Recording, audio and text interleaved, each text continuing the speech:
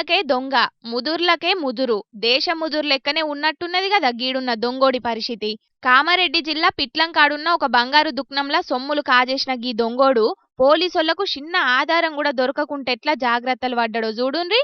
CC కెమెరాల గానరాకుంటా ముందుగాల్నే ముఖానికి రుమాలు కట్టిండు. మెల్లగా తాళాలు వలగొట్టి దుకాణంలో వచ్చిండు. ఏలి ముద్రలు పడకుండా ఉండాలని ముందుగాల్నే చేతులకు కవర్లు చుట్టుకొని కౌంటర్లున్న సొమ్ములు మొత్తం సంచిలో ఉక్కిండు.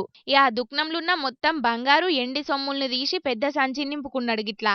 ఇక పగడ్బందీగా అనుకున్న పని వేసుకొని సంచితోనే అవతల పడ్డాడు.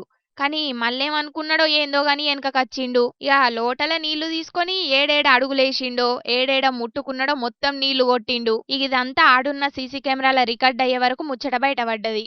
కానీ గీడున్న దొంగోడి తెలివిని చూసి పోలీసోళ్లే మస్తు పరిశాన్ అయినరట. కానీ దొంగల సంఘపోళ్ళు దొంగలకు గిన అవార్డులు ప్రకటిస్తే మొదలు గీ మోతవారికే అత్తది కావచ్చు అవార్డు అని అనవట్టిండ్రు గిది చూసినోళ్ళు.